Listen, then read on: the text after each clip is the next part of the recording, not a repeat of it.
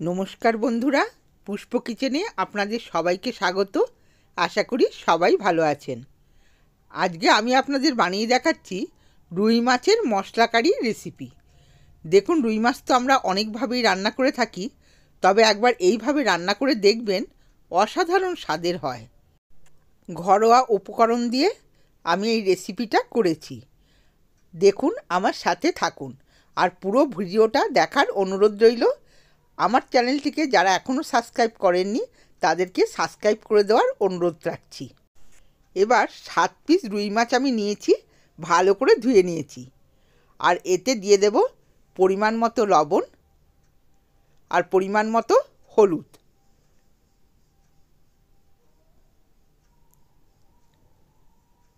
হলুদটা পরিমাণ মতো দিতে হবে। আর দিয়ে দেব কাশ্মীরি লঙ্কার গুঁড়ো সামান্য পরিমাণে, অল্প অল্প করে ছড়িয়ে দিলাম। একটু মাছটা রং হবার জন্য এটা আমি দিচ্ছি, আপনারা নাও দিতে পারেন। আর দিয়ে দিচ্ছি সর্ষের তেল। সব মাছগুলোতে অল্প অল্প করে সর্ষের তেল দিয়ে দিলাম। এবার ভালো করে সব কটা মাছকে আমি মাখিয়ে নেব। এইভাবে মাখিয়ে রাখলে বন্ধুরা কালারটাও মাছের দারুণ হয়। আমি মাখিয়ে এটা 10 মিনিট রেখে দেব। দেখুন, মাখানো হয়ে গেছে, 10 মিনিট রেখে দিচ্ছি। এবার আমি একটা মশলার পেস্ট করে নেব। দেখুন, 2 চামচ সর্ষে দিয়ে দিলাম, আর 1 চামচ জিরে, গোটা জিরে, 1 চামচ গোটা ধনে, আর দিয়ে দিচ্ছি গোলমরিচের গুঁড়ো 1 চামচ। আর রসুন আর আদাটা খুব সামান্য লাগবে, আদাটা বেশি নেওয়া চলবে না। আর নিয়ে নিচ্ছি একটা গোটা রসুনকে আমি ছাড়িয়ে নিয়েছি।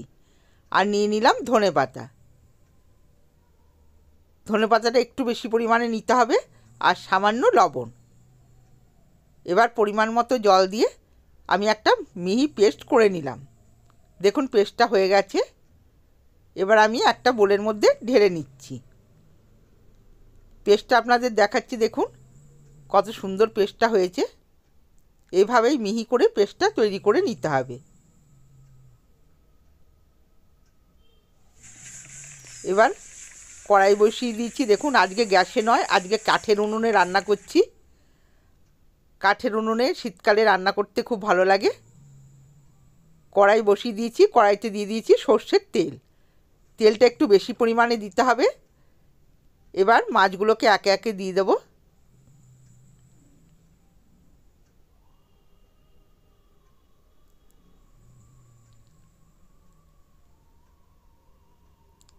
এবার সুন্দর করে লাল করে আমি এটা ভেজে নেব। এই রেসিপিটাই বন্ধুরা মাছগুলোকে খুব লাল করে সুন্দর করে ভাজতে হবে। মাছটা কাঁচা থাকলে খেতে ভালো লাগবে না।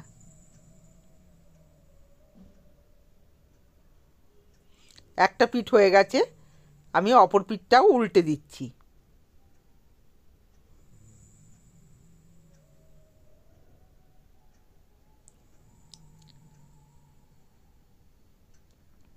দেখুন বন্ধুরা, একটা পিঠ কত সুন্দর লাল করে ভাজা হয়ে গেছে। আগুনটাও কত সুন্দর জ্বলছে দেখুন। এবার ভাজা হয়ে গেছে, তুলে নেব। সবকটা মাছকে আমি তুলে নিচ্ছি। 2 পিস মাছ বেঁচেছিল, আমি দিয়ে দিলাম। এই মাছ 2 পিসকেও আমি সুন্দর করে ভেজে তুলে নিলাম। দেখুন, সব মাছগুলো ভাজা হয়ে গেছে। কড়াইয়ের তেলে দিয়ে দেব 1 চামচ হলুদের গুঁড়ো আর কাশ্মীরি লঙ্কার গুঁড়ো 1 চামচ। মশলাটা আমি দিয়ে দিচ্ছি, যেটা পেস্ট করে রেখেছিলাম। মশলাটা দিয়ে ভালো করে নেড়েচেড়ে কষিয়ে নেব। যতক্ষণ না মশলাটায় তেল ছাড়বে ততক্ষণ আমি কষিয়ে নেব। দিয়ে দিলাম 1 চামচ লবণ আর সামান্য পরিমাণে হলুদ।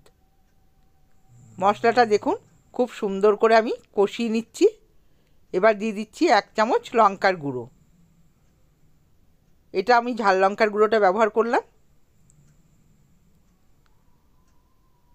দেখুন, মশলাটা দিয়ে তেল ছেড়ে দিয়েছে। এবার আমি দিয়ে দিলাম একটা গোটা টমেটো পেস্ট। টমেটো পেস্টটা দিয়েও সুন্দর করে 2 মিনিট ভেজে নেব, যতক্ষণ না টমেটোর কাঁচা গন্ধটা যায়। এবার দেখুন, মশলাটা দিয়ে পুরোটাই তেল ছেড়ে গেছে। দিয়ে দিলাম গরম জল। জলটা খুব বেশি দেওয়ার দরকার নেই, পরিমাণ মতো জলটা দেবেন। এবার ভালো করে ফুটিয়ে নেব। দেখুন মাছের ঝোলটা আমার ফুটে উঠেছিল। আমি এবার মাছগুলো দিয়ে দিলাম। ভাজা মাছগুলোকে দিয়ে ভালো করে ঝোলেতে ডুবিয়ে দেব। রান্নাটা খুবই সিম্পল আর খেতেও অসাধারণ হয়। আপনারা বন্ধুরা বাড়িতে একবার ট্রাই করে দেখবেন, খুব ভালো লাগে খেতে। আর শীতের দিন ধনেপাতাও প্রচুর পাওয়া যায়। দেখুন ঝোলটা আমার ফুটে গেছে।